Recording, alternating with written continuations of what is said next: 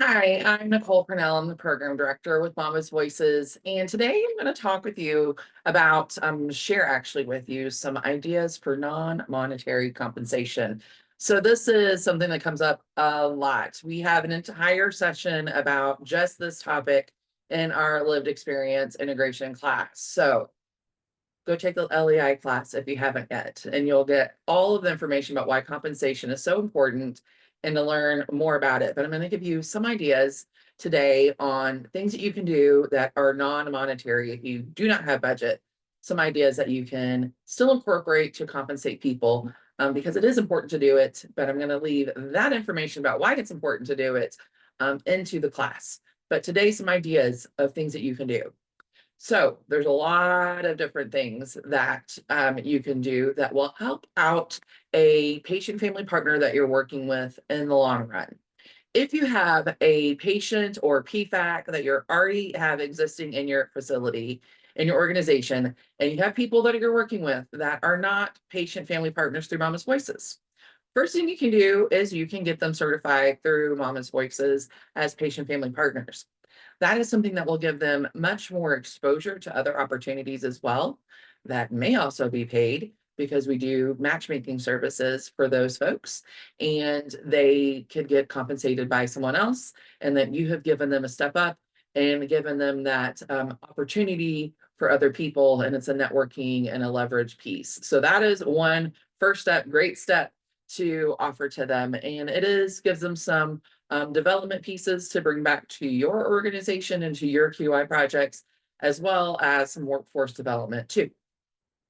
Another thing that a lot of places have might have Uber or Lyft vouchers. If you have some of those things that are available, maybe through your resources group for patients, then see if you can get some of those so that they can get rides to and from for transportation services if they're going to need those to participate in your projects. Make sure to cover their travel expenses to get to you if they're needing to get to you. Meal delivery service. Maybe you can get your cafeteria, your food services to supply a meal. A lot of hospitals these days are sending patients home with the lasagna and our new families home with lasagna and breadsticks and salad. Can you get another one of those for your patients and set them up with dinner, especially for the family if they're having to have go home right after and figure out what's for dinner after having a meeting and doing some work for you. Maybe there's something you can do creative that way.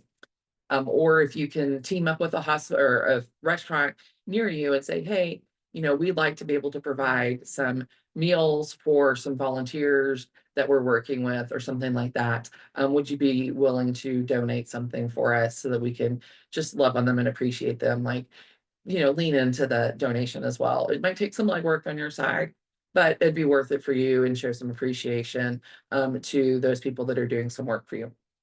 If there's any way to offer some childcare, same thing. Talk to some local nearby childcare services and providers and see if there's anything that they may be able to donate for you, give a discount for you to be able to offer that for your patient family partners, your PFAC members.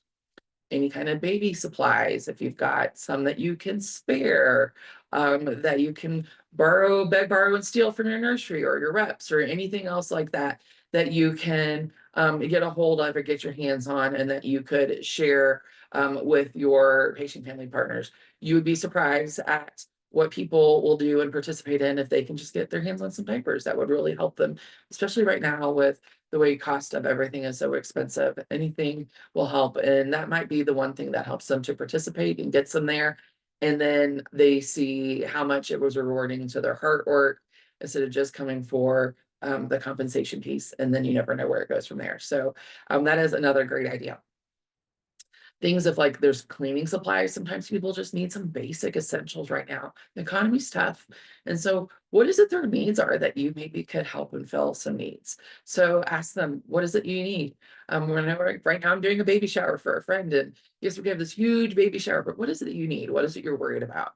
Okay, you're worried about money and diapers. Okay, how about we just do a diaper dryer for you? If that will help, that's what we're going to do instead of having a grandiose baby shower. Let's just do a diaper drive and set you up with what it is that you need. Asking get to know who you're working with and find out what it is that's keeping them up at night a little bit and see if there's a way that you can fill that gap and fill that need. maybe that's not a worry for them. Maybe it's just they're trying to get their foot in the door. Maybe they're trying to return back to work after being out of the workplace for a while, and they need some kind of credibility to show that. So they need some workforce development. Is there some kind of training that you do with your staff that they could piggyback on, that they could participate in as well? And maybe they could get an extra credential to put on their resume or their CV. We help people in our PFP trainings to create their CV. So this is a great opportunity for them. Can they add it to their CV that they were a faculty or an advisor or on your PFAC, or that's something that they can show that they've had some experience and they've been doing some work and developing themselves while they're trying to get back into the workforce. This is great. If you can name them in anything, if there's any articles or publications that you're doing, name them as an author or co-author in it, and that will help them as well.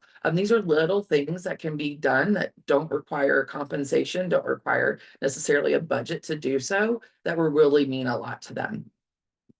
If you can do anything that might have some other kind of training for them, that would be beneficial.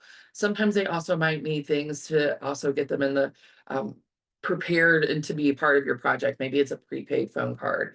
Maybe they need to have technology and access to it. It's not just getting like a Chromebook or access to it, but they need access. Maybe they need some internet. Maybe they need some phone minutes. Maybe they need them to be involved in a project, or they need space to come and use somebody's Wi-Fi. If they need to be doing a survey or for a focus group or something, you have there've been about a lot of them lately, a lot of focus groups, but they don't have the service to do the focus group. Could they come and steal some of your Wi-Fi in your lobby so that they could do the focus group there? Things like this. So it doesn't always have to be cash monetary, though that is appreciated. But also make sure if that is something that you do have available, that you're asking them first, if that is something that they are open to, or if they need something else. So first things first, make sure you get to know your patient family partners and what it is that their needs are. We don't want to put anybody in a bad spot either way, and find out what your budget is. If you have budget, and get creative. There's lots of solutions. There's always more than one way to peel the onion.